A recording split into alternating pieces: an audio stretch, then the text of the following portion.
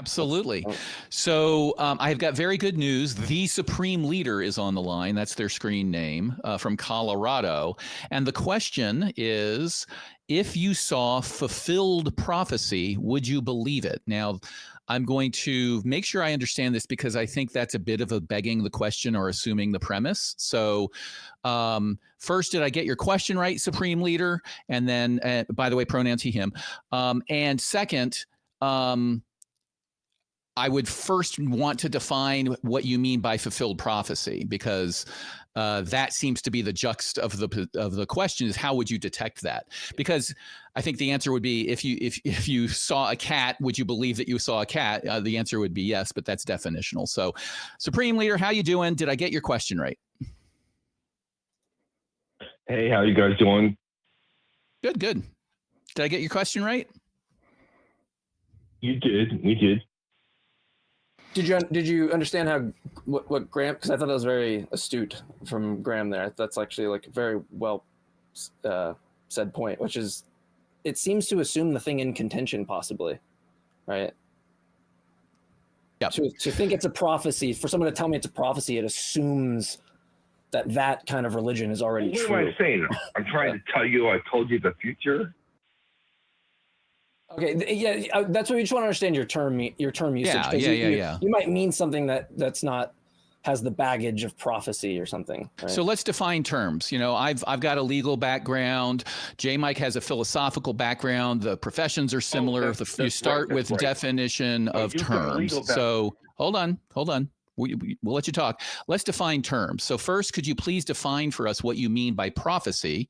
And second, well, I'll do a follow-up after that. Define for us what you mean by prophecy, and how do you differentiate prophecy from any other prediction? Oh, I'm trying to tell you I see the future. Okay, but can you answer my question? What is a prophecy, and how is it different from a prediction or a guess? Oh, and instead of a prediction or a guess, I actually see the future. I know that sounds ridiculous.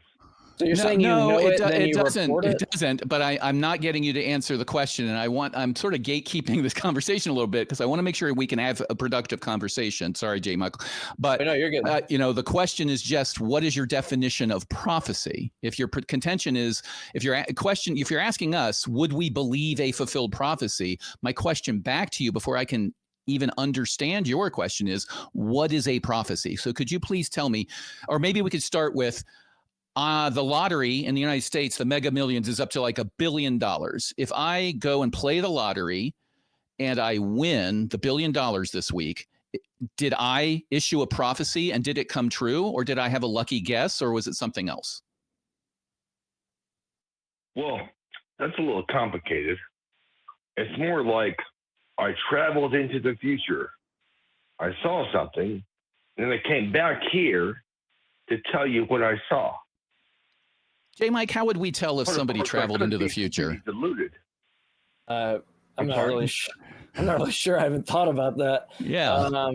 I did watch one really good short on this kind of problem with being able to convince people that you're from the future, and I can't remember what they went into, but it was actually a problem. I was like, I've never really thought of it this way, and I would do a horrible job recapitulating what was said. So I'm not really sure, absent retaining that videos information, which is kind of all I've got in the bank. I'm not really sure. I'm still kind of on Graham's point with I'm wanting to understand what you first off, did you use maybe you were interpreted as giving a prophecy because you said that you saw the future, and so the call screener put you as prophecy. Is that a word that you use to describe your seeing the future kind of thing? I'm trying to understand what you mean by the term. Or if maybe it just means the fact that when you see something that's going to happen in the future, it's going to happen in the future. I'm trying to understand what you mean. That way we don't just equivocate on predictions. Well, of course, we're talking about the Bible here, okay? Okay, I'm asking this the term usage. Like you said the word. The reason why I'm asking if you said it, you said the word. You mean something by it. What did you mean? Right? When I say words, I mean something by it. And when someone asks me, what did you mean by that term? I can try to like elucidate a little bit. I mean, I might peter out eventually, but I can try to explain what I mean. Yeah. So again, coming back, can you please define what you mean by prophecy? Like if I said, what do you mean by wagon? You'd say it's a box with wheels or something on it and probably has a handle. Like you could define it for me or at least come close. What do you mean by prophecy? Well, I got the time. Okay. Just so I could express how I feel about your show. Okay. No. Okay, I just muted you. You're being dishonest. So, and anyone that's like not wondering maybe why we're getting hung up on a term that we probably all of us have a shared usage on, is that it's very important for somebody to establish what they mean, so that later on, when you point out an issue with what they say, they go, "I didn't say that. I didn't agree to that," and it's always this backdoor escape hatch for them. When you get them to agree on term usage, and you can apply some type of internal critique, or even just understand it better, there's no maneuver where you go, "Oh, I didn't say that." So we're not even there yet. Like I asked you how your day was, and you said Tuesday. Right. So that's like not what we're asking. You have opinions about the show. We get it. People have opinions about the show. Not fucking interested in the opinions of the show. What I am fucking interested in is you answering the question. Please just answer. Don't be difficult. I got another caller on the line. I don't want to have to hang up to go to them. I want to talk with you, buddy. So you're unmuted. So one more time. What do you mean by the word prophecy? Prophecy would suggest that I've seen the future. Okay, so it just means that you've seen the future. That's what it means. That's all. Okay, and when you go ahead, Graham. Sorry. Sure, no problem. So let's. So a prophecy is a vision. Now I'm going to expand it a little bit. I assume you mean a view of the future that you have told somebody about. Is that correct? Or are you saying just the vision itself is a prophecy? Well, it's just a claim, really. I've seen the future, and that's what I saw. And now I'm telling you, that's what I saw. Okay, so how do we tell, back to my second question, how do we distinguish between somebody who actually saw the future and is telling us about it from people who claim they have seen the future and may well believe it, but didn't actually see the future? How do we tell the difference between those two groups? Well, I guess unless you actually experience your time now, when those people told you it was going to happen and now it's happening, that's all you got. I'm not sure I understand your answer. So the question again was, we have two groups of people that I assume you will agree exist. One, people who have seen the future, and people who think they have seen the future, or people who claim they have seen the future, but have not. So I've got those two groups of people in front of me, and they're both telling me, I've seen the future and I know what's going to happen. How do I tell which of those two groups has actually seen the future? What's an experiment or test or question I can do to figure that out? Well, you wouldn't really know until you actually saw those things happening. Aha. So that's led to my next question, which is, just because the thing happens, does that mean that they actually saw the future? For example, if I said, tomorrow in the United States, there will be a car accident that kills somebody. I have seen it. And then tomorrow, there is a car accident somewhere in the United States that killed somebody. Did I, in fact, see the future, or did I make a guess or prediction? How could I tell? That's a bit vague, because that sort of... Hey, yeah, you're on to me. So let's start at the vague. So you agree that that's not interesting enough to make your eyebrows go up, right? If somebody told you that. Right. Now, on the other end, let's say I saw the future. I know what the numbers of the lottery are going to be, and it's 1 out of 390 million or whatever it is, and I got it right. And then next week I do it again, and next week I do it again, and 10 weeks in a row. So it's one chance out of more particles than there are in the universe, that I would win the lottery 10 weeks in a row, and I do that, and I tell you that's because I'm seeing the future, does it mean that I see the future? No, it means you figured out a statistical probability, and now you can predict. Or I got somebody on the inside at the lottery office, or who knows, right? Yeah, there's lots of possibilities. So, J. Mike, you want to jump in? Do you have any questions on that distinction? No, I think this is a good distinction. I mean, somewhat related, like, you know, let's scale it down a little bit. Sure, like, just let's go for the middle. Well, no, just like as an example, like that, what you're saying, Graham, appears to work even with the case where I don't see the future, like in that sense. But like, let's just say I know that like the Packers will win the game tomorrow. I mean, I guess that would have been today. I don't know if they play Monday Night Football or not. Right? Let's shorten this. Well, hold on. Well, we can shorten it if it's your desire. It's totally up to you. But I just want to make this point. If you want to end it, you can. We can still discuss. If not, if I say I know, what could be going on is like I guessed and got it right. But a lot of people would go like, well, but how do I distinguish that from like you just guessing and happening to like get it right, or like some circumstance? People wouldn't say you've like met this kind of criterion to know that you knew that was going to happen, as opposed to like just some belief that happened to be right. There seems to be like more to knowing it than just merely believing it and guessing it right. There's like two different things there. And similarly, you just see it in the future and then it just happens to be right. It's like, well, like I might have a dream or a vision about like the pizza. Let's say I work at a pizzeria or something like that. And I have like this vision that my buddy who's going to spin the pizza, like I see it and it's going to fall. Like I even see the exact same scenario. He like knocks over the garlic butter or something while that's what makes him trip up or something. I mean, it didn't really mean that I saw it. It's like potentially scenarios I ran through my head and just reported back that happened to be right, because people do make mistakes and stuff. So, you know, depending on like what the claim even is might matter. Like, oh, I knew that the child at school yesterday would get the math problem right. It's like, well, yeah, I mean, you were bound to probably get that right. You know? Yeah. You didn't really see that though, I don't think, but.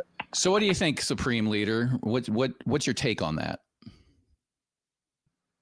I'm talking about something very unusual.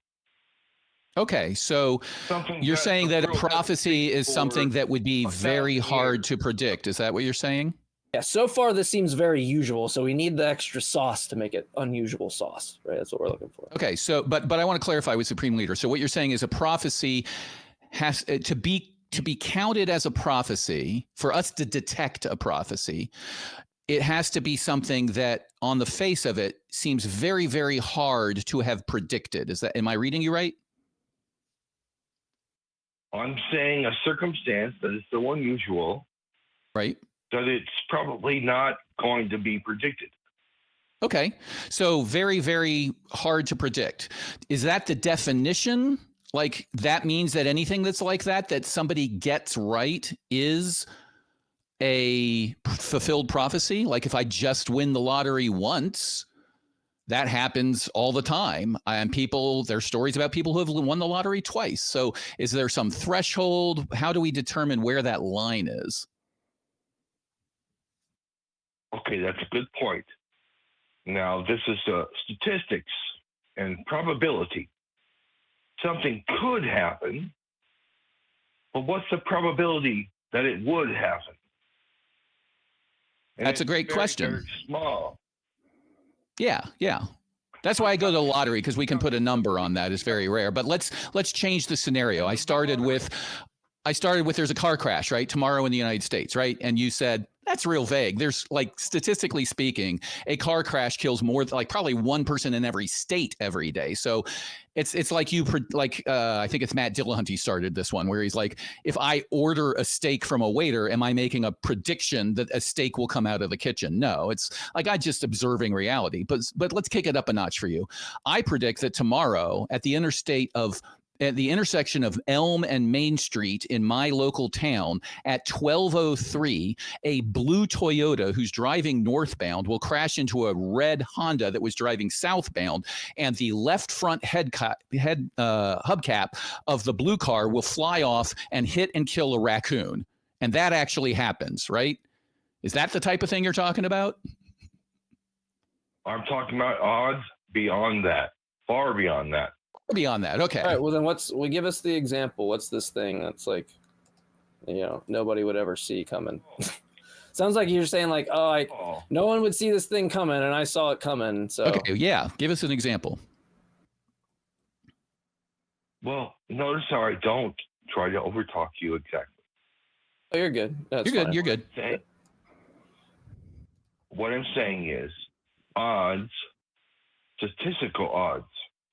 You've seen the movie Casino, and he goes in there and he goes, look, man, this machine hit. Do you know what the odds are against that? And then the next one hit right next to it. Do you know what the odds are against that? Now, either you were in on this or you're stupid. It's not and do you see the fallacy in his logic? It's a great scene, by the way. I know exactly what you're talking about. I love that movie. But do you see the fallacy in that logic? Well, I don't. There's a third choice. That randomly both machines hit, or it hit twice. I forget if it was two machines or one machine, but both events happen naturally without, he's not stupid, they're not being robbed, and he wasn't in on it. That it could have just happened, right? That's the fallacy in his logic. That's why that scene is so impactful, is he is such a math guy that he knows the odds and says, there's a vanishingly small chance that this just happened naturally, but I'm willing to beat the crap out of this guy, cut his fingers off or whatever happened in the back room because I know how unlikely it is. But what he says is not true. There is a third chance. It really could have just happened. So you need to acknowledge that, right? But he says, look, I know the odds. This and this happened all in a row, and right. That will never, ever happen. That's not the definition of odds. Like, that's just not how slot machines or lotteries work. You could get the exact same lottery numbers pulled on an honest draw 10 times in a row. Like I said, the odds may be lower than 1 for every particle in the universe, but there's a timeline that exists where that actually happens, right?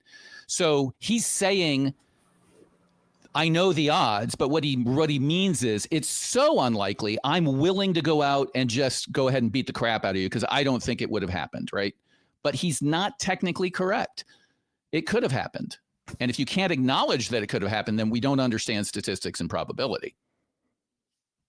Well, personally, that's way beyond my pay grade. I don't understand statistics. Fair enough. What I'm saying is, now, sure. if why couldn't you see the future about statistical advancements and I feel like if you can see the future and stuff, it feels like you'd be able to Well, I mean, he could see the future about a narrow range of topics, right? Let's hear what Supreme Leader says. Tell us how you have seen the future. Supreme Leader was it was a jest, okay? I'm not a Supreme Leader, okay? I'm a drooly moron, even compared to you, all right? It was a joke. It's a pseudonym. Doesn't sound like it, but go ahead. No, I mean, it doesn't sound like you're a drooling moron. I understood from the get-go it was a joke, but yeah, it sounds like, I mean, you're carrying your own. So I'd love to hear what your prophecy or your experience was in seeing the future. Okay, my entire point about the call is, if suddenly the entire monetary system of the world suddenly changes, and we do have to have the mark, just like we used to have the mask and the vaccine and all that stuff. And suddenly we do have to have this mark. Would that change anything for you? Okay, so I think J Mike has his hand raised. I can see the future, and I know that's not going to fucking happen ever. It's not going to fucking happen. We don't live in wizard land where my friend Jerry's going to spawn a fireball out of his fist. We don't live in that world. I don't know why people entertain this shit. It's crazy to me. I know there's a dragon behind me. Not really. Doesn't really exist. Not a real thing. Well. Now, I want to hear more. I want to hear more for you, Supreme Leader, and I know that Mike's going to have an answer for you, but I want to clarify for listeners who may not be familiar with what you're talking about. When you say the mark, could you please define what that will be? Well, it means we now have abandoned the cash currency. We now have a digital currency, and we cannot buy or sell anything without this identifying thing that biometrically identifies us as being a participant in the economic system. Without that, you cannot exchange anything. Now, So, cares? Mike, I was going to ask Mike. I just don't. I think he's relating this to. He said that obviously that has to do with the Bible. I go to Mark of the Beast, and this is a translation. I know that's a topic of interest to you as far as translating meaning from the Bible into like this. So, do you have any questions here? Well, Graham, we talked about this prior, but I don't even know if it would be a good idea to like lay this on top of that, like the interpretive kind of problems. Yeah, that's true. Let's start with the basics. I'm not trying to insult this caller. I just think we're working. Oh, it would spiral into an hour-long call. Yeah. I think maybe there's different approaches. I'm happy however you want to take it. My issue is like, I don't think any of the contents of the Bible is true. Why should I give a shit about any of this? Like, I just don't like. It's like astrologer coming up to me and saying like, "Here's this astrology handbook," and what they say. Like, at the end of the day, we can bicker about like kind of like in between. But as someone who is like who thinks gods do not exist, like I'm way further on the spectrum of. Not only I'm not convinced in Christianity, I think it's false. Like, I think it's a false proposition that Christianity is true. I think that's false. Right? What you have to help me out. Why should I think that that's true? There's going to be a lot of work to be done there, but like Graham, if you want to entertain it, like on the internal kind of side of it, I think that's probably maybe a better approach. But I just listened to all this shit, and I'm just thinking it just sounds like nonsense to me. Well, I mean, if we're going to get the mark, and we're going to have to use what are we talking about right now? So what interests me personally is relating this sort of argumentation line to what we see elsewhere in the world, where the rubber hits the road. I'm always the rubber hits the road guy. Like, people can have these sorts of conversations.